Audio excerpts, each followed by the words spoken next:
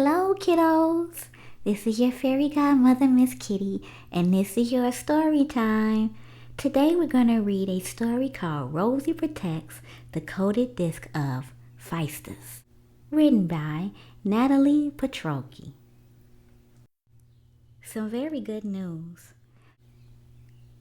Well, it seems that the children will be staying here since their parents are traveling to the lost city of Atlantis, specifically, Mr. Socrates said while frying and wiping his mouth with a napkin.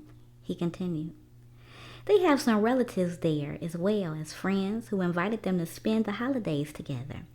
Your friends will have to stay here along with their little cousins since their holidays do not coincide with their parents, and they still have to attend a few classes.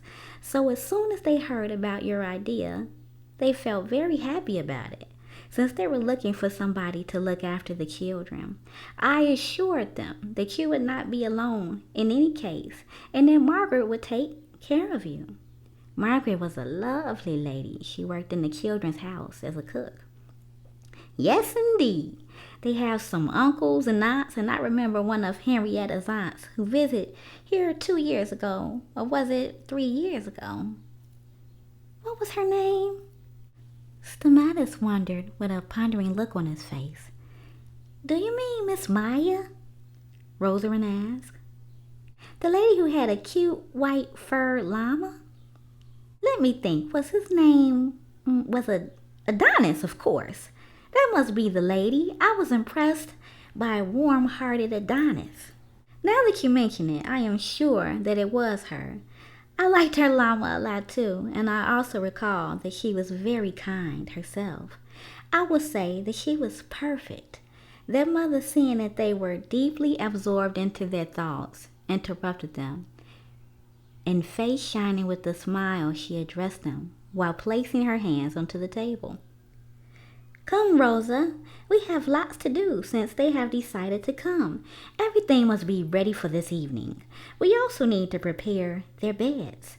Everybody agreed and started cleaning and tidying up the house. Even a shrubby wanted to help by eating the leftovers, and Miss Adele said to her with a smile, "What a mischievous big cat you are. You would do anything to get inside. You do not have to eat the leftovers inside the house. You can very well do that outside." She gave her the lunch on the porch while Rosie's father was busy packing his suitcase. Everybody started cleaning the house as quickly as possible. Rosalind took the initiative to clean Petra's cage, where the bird had to stay every time they had visitors. Petra had the bad habit of flying onto a visitor's shoulder to do her business. However, Bernard, Henrietta, and Alexander had never had any problems with her. This was simply because Petra recognized them, loved them, and always respected them. The situation was very different with guests. She had to leave her mark and say, "Hey, I am here too." Henrietta was a beautiful girl. She had long, straight golden hair that looked especially soft and healthy. The way she brushed her hair to fall over her face suited her very much. She also had kind blue eyes. Rosie, on the other hand, had long curly blonde hair that looked a little wild, just like her character, and brown eyes. Stomatus had many of the same characteristics as his sister, with the exception of his chestnut hair, which was a little long behind his neck and brushed to the side of his forehead. Henrietta and Alexander's cousin, Bernard, had dark brown hair, cut very short and covered with a hat, in the shape of a paper boat. Alexander did not look much like his cousin. His hair was brown too, but not as straight as Bernard's. He had a slim, athletic figure and loved to dress in a unique, stylish way. He was the type of person who appreciated the soft feel of silk and velvet on his skin. As far as their hobbies were concerned, Henrietta and Rosalind adored adventures, like hiding a treasure somewhere in a field, and having everyone else search for it with the help of a map they had drawn. The girls also loved ice skating and exploring. Sometimes they would visit Rosie's neighbor, who happened to own a number of iguanas and chameleons. They enjoyed observing the various breeds as the lizards ate, slept, and stared back at the girls. Rosie, however, has started showing a greater interest in fish exploration as well. Color fish mostly, that had been born with the most amazing color combinations and in the most unique shapes and sizes. She was especially fond of fish with metallic colors. She felt free in her soul when she was ice skating, so she would often visit her school's rink to practice. She also loved making macrame wristbands, along with pot holders that decorated their house so nicely. She enjoyed making wristbands with beads inside, mostly colorful beads. When she happened to create decorative pieces of macrame for her room, she preferred using brown wooden beads. She had made an Easter bunny with beads all along its outer edges. The boys were a different story. Stamatis loved making miniature wire trains using beads, stones, shells, or any other materials that would suit its wheels. He and Bernard were also interested in racing old cars from time to time, whereas Alexander loved to be occupied with flying miniature planes in his free time. He also had the habit of collecting colorful crystals. Henrietta was a different type of character.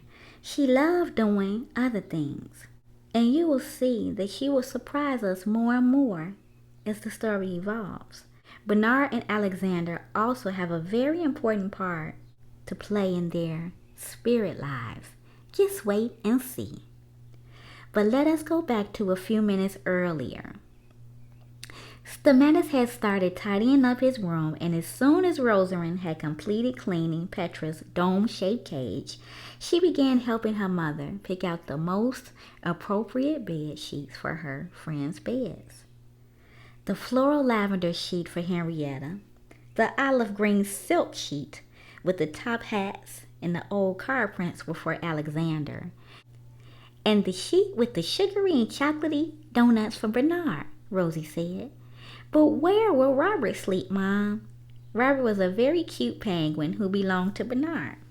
He had come all the way to Crete to be adopted by a child who would appreciate his company. In the meantime, Margaret was preparing some traditional Mizra goat's cheese pies with sugar and cinnamon for the following day. She decided to make some chocolate fudge also and combine it with vanilla extract. As soon as the cream with walnuts had been prepared, she covered it carefully and put it in the freezer. After 2 hours, she cut the fudge into cubes and placed it inside 2 illustrated tea boxes, which depicted some of Santorini's island's white houses and their white walls, brown and blue wooden fences, and window shutters, and some figures of people behind the windows, occupied in various activities. All of a sudden, the noise of a breaking object caught everybody's attention. Everyone ran towards the living room where it came from and saw a goblet full of cherries lying on the floor. Or let's just say, what was left of the goblet. Nothing strange, you might say, as anyone can accidentally break something. Well, yes, I agree. The peculiar thing in this case was that none of the family members had been around. It is usually because of someone's actions that an object breaks. However, this time, everyone was busy in places other than the living room when it happened. Miss Adele started collecting the pieces. "I don't understand. What happened?" Stamatis asked, confusion in his eyes. Petra, along with her cage, flew towards the living room window, then looked out towards the house's main entrance and looked outside. The olive trees in the garden were shrinking and drying out at a fast pace. Something had provoked this very sudden drought. Did the sun become stronger? Were the olive trees hungry? Or were they thirsty, perhaps? The bird moved her head in all directions.